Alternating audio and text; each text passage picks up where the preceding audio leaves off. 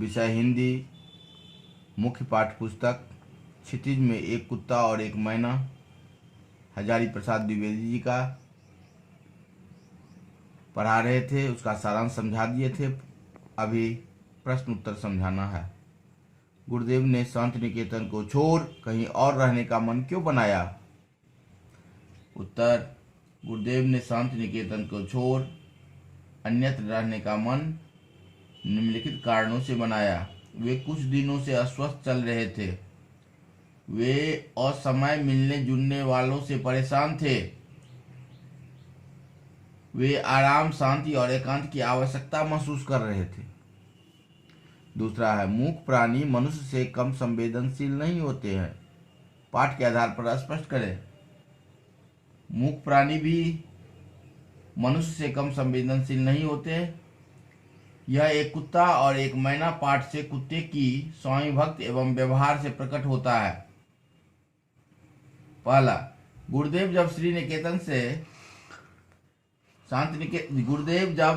निकेतन से श्री निकेतन के 3 मंजिले भवन में आकर रहने लगे तो उनका कुत्ता खोजते खोजते वहां आ गया।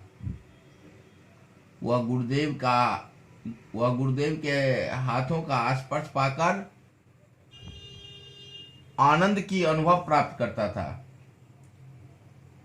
गुरुदेव के मृत्यु के उपरांत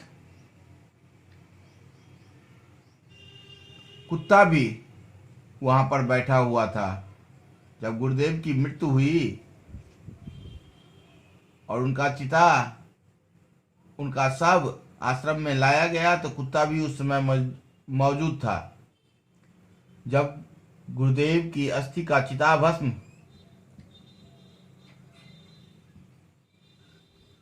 गंगा में प्रवाहित करने के लिए ले जाया गया, उस समय भी वह कुत्ता वहां मौजूद था। तीसरा पॉइंट, लंगड़ी फुदकती मैना की चाल में लेखक को एक करुण भाव दिखाई देती। तीसरा प्रश्न है, गुरुदेव द्वारा मैना को लक्ष्य करके लिखी कविता के मर्म को लेखक कब समझ पाया? गुरुदेव के द्वारा मैना को लक्ष्य करके लिखी कविता के मर्म को लेखक तब समझा जब गुरुदेव ने लेखक से कहा कि यह मैना लंगड़ी टांग वाली है, यूथ भ्रष्ट है, अर्थात झुंड से निकाली गई है और इनमें करुण भावना मौजूद है। यह उदास रहती है, हमेशा अकेली रहती है। जब गुरुदेव ने लेखक को कहा, उसके बाद लेखक ने इस मर्म को समझे। चौथा प्रश्न है, प्रस्तुत पाठ एक निबंध है। निबंध गद्य साहित्य की उत्कृष्ट विधा है जिसमें लेखक अपने भावों और विचारों को कलात्मक और लालित शैली में अभिव्यक्त करता है। इस निबंध में उपर्युक्त विशेषता कहाँ झलकती है? किन्हीं 4 विशेषताओं का उल्लेख करें। लेखक ने अपने भावों और विचारों को कलात्मक एवं लालित्यपूर्ण शैली में अभिव्यक्त किया है। इस विशेषता को निम्नलिखित स्थानों पर देखा जा सकता है। पहला, आश्रम के अधिकांश लोग बाहर चले गए। एक दिन हमने सपरिवार उनके दर्शन की ठानी। दूसरा, यहाँ दुख के साथ कह देना चाहता हूं कि दर्शनार्थियों में कितने ही इतने प्रगल्भ थे कि समय असमय, स्थान अस्थान, अवस्था अवस्था की एकदम परवाह नहीं करते और रोकते रहने पर भी आ जाते थे। ऐसे दर्शनार्थियों से गुरुदेव भयभीत रहते थे। अस्तु मैं बाल बच्चों के साथ एक दिन श्री निकेतन जा पहुंचा। तीसरा, उस समय लंगड़ी मैना फुदक रही थी। गुरुदेव ने कहा, देखते हो यह यूथ भ्रष्ट है, रोज फुदकती है। ठीक यही आकर मुझे इसकी चाल में करुण भाव दिखाई देता है।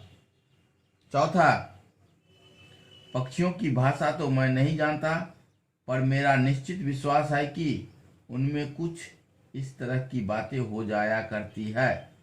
पत्नी कहती है, ये लोग कहाँ से आ गया जी?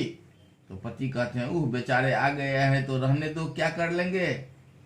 पत्नी कहती है, लेकिन फिर भी इनको इतना तो ख्याल होना चाहिए कि यह हमारा प्राइवेट घर है। पति, आदमी जो है इतना अकल कहाँ। 5वां प्रश्न है, आशय स्पष्ट करें। इस प्रकार कवि की मर्म भेदी दृष्टि ने इस भाषाहीन प्राणी की करुण दृष्टि के भीतर उस विशाल मानव सत्य को देखा है जो मनुष्य के अंदर भी नहीं देख सकता।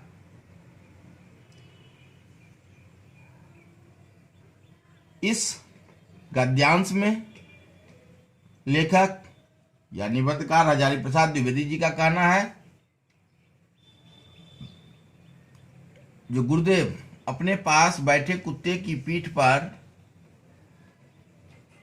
जब तक हाथ न फेर देते तब तक कुत्ते को संतुष्टि नहीं मिलती। कुत्ते के पास इसे बताने के लिए वाणी नहीं है,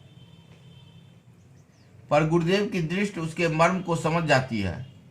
प्रेम का अनुभव विशाल मानव सत्य है। साधारण मनुष्य इस भावना का अनुभव नहीं कर पाते हैं। कवि की दृष्टि ने उस प्राणी के भीतर भी इसे अनुभव कर लिया है। इस प्रकार